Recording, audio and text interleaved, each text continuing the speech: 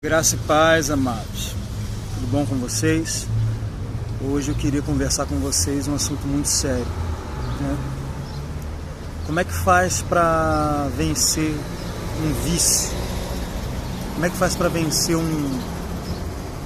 aquele pecado que está sempre ali, né? Que parece que os anos se passam e por mais que você ame a Deus, por mais que você se esforce para abandonar aquilo está ali agarrado em você, parece uma tatuagem, né, que não sai de jeito nenhum. E assim, quem não ama Deus, quem não nasceu de novo, quem não tem o Espírito Santo, ou quem está enganado em alguma falsa doutrina e já aceitou o seu pecado, e usa a graça de Deus como desculpa, né, como Paulo e Pedro disseram, usando a liberdade como cobertura para a malícia, usando a liberdade para dar ocasião à carne. Quem faz isso realmente não se importa, peca diariamente e não está nem aí. Ele diz, não, Deus me ama assim mesmo, a graça de Deus me basta, como se a graça de Deus ela fosse suficiente para te aceitar do jeito que você é, mas não fosse poderosa o suficiente para te mudar. Então Deus não consegue me mudar, então Ele deu um jeito para me aceitar como eu sou. Não, isso não é a graça de Deus. A graça de Deus, ela te resgata como você está e ela inicia um processo de transformação na sua vida. A graça, ela é salvadora, transformadora, libertadora. Então, aquele que começou a boa obra em nós, ele é fiel para completá-la até o dia do Senhor. Então não permita que o diabo ele te convença de que não tem jeito. Porque assim, eu fui viciado muitos anos em pornografia. E eu gosto de falar disso porque hoje em dia o número é enorme de crentes que estão viciados em pornografia. Antigamente isso era algo mais do homem, hoje em dia tem moças, né, mulheres viciadas em pornografia. E mesmo que você não tenha esse tipo, eu falo isso porque é uma das coisas mais comuns, mas tem pessoas que é viciada em fofoca, viciada em murmuração, viciado em falar mal da vida dos outros, em julgar os outros, guardador de mágoa. Então, assim, às vezes você pode olhar para um pecado de imoralidade sexual e dizer, eu não tenho isso na minha vida, eu não preciso me preocupar. Precisa sim. Qualquer área onde a sua carne te domine, você precisa se preocupar e lidar com isso. Você precisa resolver isso, para que você viva uma vida que agrade a Deus e para que isso não seja um empecilho para que você cumpra o propósito de Deus. É impossível uma pessoa que vive caindo, que vive sendo dominado pela carne, viver plenamente a vontade de Deus para a sua vida. Você vai viver, como eu disse, né? Alguém que não liga, alguém que já encontrou uma doutrina para poder se sentir bem com o seu pecado, essa pessoa não está nem aí. Essa pessoa ela já arrumou uma forma de calar sua consciência. Mas alguém que ama a Deus, que entendeu o Evangelho, essa pessoa ela se sente mal sempre, né? Uma pessoa, um crente de verdade, que ele está sendo dominado pela carne, ele não tem paz, né? Você não se sente bem, você se sente um lixo,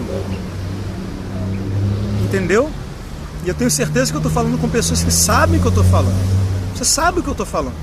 Quando você cai de novo naquele mesmo erro e você não tem coragem nem de pedir perdão a Deus, porque tantas vezes que você já pediu perdão a Deus e você vai lá e faz de novo.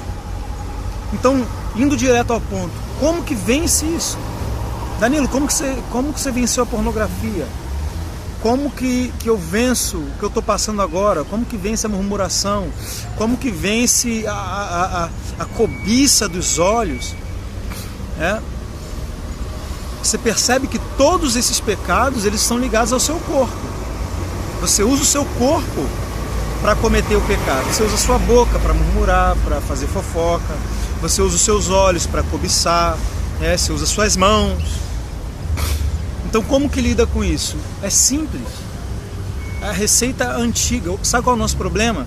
A gente fica entrando na internet para procurar fórmulas mágicas, receitas mágicas, 7 passos para isso, 5 passos para aquilo. Querido, a receita que sempre funcionou em 2000 anos de história da igreja é a mesma: jejum e oração. A questão é matemática. Uma das coisas que me levou, eu tenho certeza, que me levou à vitória sobre a pornografia foi entender que santidade ou carnalidade é uma equação. Por quê? Quando eu aceitei a Jesus, o meu espírito ele foi regenerado, eu nasci de novo. Eu agora tenho uma nova natureza. Efésios capítulo 4 diz que eu devo me revestir do novo homem, que segundo Deus é criado em verdadeira justiça e santidade. Pedro diz que ele nos gerou de novo para uma viva esperança. Então eu tenho uma nova natureza no meu espírito. É por isso que agora a Bíblia diz que o espírito guerreia contra a carne e a carne contra o espírito, para que eu não faça o que eu quero fazer. Então quando eu quero orar, a minha carne está ali lutando contra, para que eu não ore. Quando eu quero ler a Bíblia, a minha carne está ali lutando contra, para que eu vá ver Netflix. Do mesmo jeito, quando eu estou pecando, o meu espírito vai estar ali lutando contra aquela vontade. Então, seja o que for que eu estiver fazendo, se o que eu estou fazendo é algo espiritual, a minha carne vai estar contra. Se o que eu estou fazendo é algo carnal, o meu espírito vai estar contra. Por quê? Porque são naturezas opostas. Eu tenho agora um corpo caído e um espírito ressurreto, e o que vai definir em qual desses dois ambientes eu vou andar é o quanto eu alimento uma dessas duas naturezas. Colossenses capítulo 3 diz que eu preciso fazer morrer a minha natureza carnal. Não é tomar veneno, não é se suicidar. Paulo está usando uma analogia para dizer que é possível você mortificar os feitos do seu corpo. Essa força que o seu corpo exerce sobre a sua mente, sobre os seus pensamentos, sobre a sua vontade, é possível você mortificar isso, de forma que o seu espírito domine você. E a sua vontade, os seus desejos, os seus pensamentos, as suas emoções sejam emoções espirituais, desejos de Deus, das coisas de Deus. E ainda que você sinta alguns desejos carnais, você vai ter domínio próprio. Isso não é um fruto do Espírito? Domínio próprio, a capacidade de dominar os impulsos do seu corpo. E só tem uma receita para isso: jejum e oração. Não tem conversa, não tem blá blá blá. Se você quer ter um espírito fortalecido, você precisa orar de 1 a 2 horas por dia. Enquanto você não orar no mínimo 1 a 2 horas por dia, não adianta. Você vai ter um espírito raquítico, um espírito fraco, e você precisa jejuar pelo menos 2 vezes por semana. É óbvio que ninguém consegue começar a jejuar fazendo jejum de 24 horas, mas esse é o alvo. O alvo é que você consiga jejuar pelo menos 1 ou 2 vezes 24 horas por semana. Se você puder jejuar mais do que isso, se você puder orar mais do que 1 ou 2 horas por dia, glória a Deus. Mas o mínimo que você precisa para vencer os vícios, para vencer a carne, para vencer os impulsos da sua carne, é isso que eu estou te falando. Não adianta ficar vendo videozinho na internet, de autoajuda. Com pecado, querido, não tem outra história. A Bíblia diz que nós lutamos sim contra o pecado. Tem gente hoje em dia que prega que nem existe mais pecado. Mas o escritor aos Hebreus, o mesmo que escreveu que Jesus morreu para aniquilar o pecado, que é o texto que as pessoas usam para dizer que não existe mais pecado, que não existe mais diabo, esse mesmo escritor aos Hebreus, no capítulo 12, ele disse: vocês ainda não resistiram até o sangue, lutando contra o pecado. Então, será que o escritor de Hebreus estava maluco? Uma hora ele diz que o pecado não existe, outra hora ele diz que eu ainda não resisti até o sangue lutando contra o pecado. Então não acredite nessas bobagens. Sabe de onde surgem esses enganos, essas heresias? As pessoas não oram, não jejuam, por isso não vencem a sua carne, não vencem o pecado, e aí elas têm que arrumar uma forma de aplacar a sua consciência. Então elas arrumam uma falsa doutrina para justificar o seu comportamento carnal.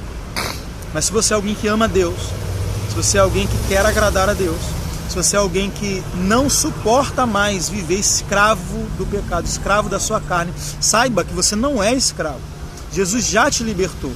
Mas se você não crescer espiritualmente, se você não mortificar a sua carne, a Bíblia diz que enquanto o herdeiro é menino, ele nada difere do escravo. Paulo vai dizer que o pecado não terá domínio sobre vós, porque estáis debaixo da graça, não debaixo da lei. Ou seja, a graça me dá capacitação, recursos espirituais para que o pecado não domine. Por isso que Paulo diz no mesmo capítulo, Romanos 6, não permita que o pecado reine no vosso corpo. É você que decide não permitir. Romanos 12, é você que apresenta o seu corpo como sacrifício vivo, santo e agradável a Deus.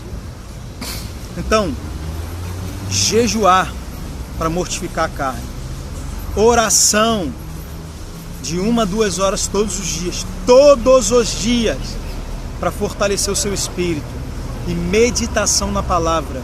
Você precisa ocupar sua mente com a palavra de Deus.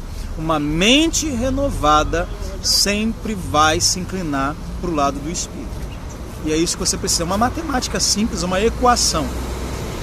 É difícil às vezes para você fazer, mas para entender é fácil.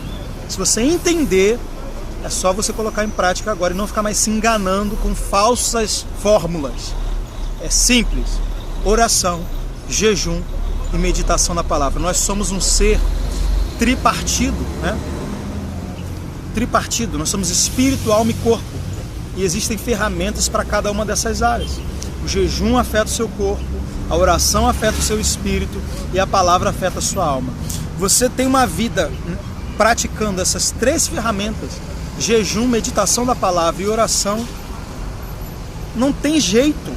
O seu espírito vai vencer a sua carne. Você vai andar no espírito.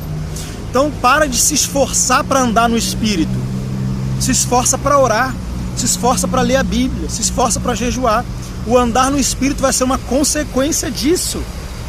E vencer o pecado vai ser uma consequência de andar no espírito. Foi o que Paulo disse: andai no espírito e jamais cumprireis as vontades da carne. Mas aí a pessoa fica se esforçando para não pecar, mas não se esforça para orar, não se esforça, vive alimentando a carne.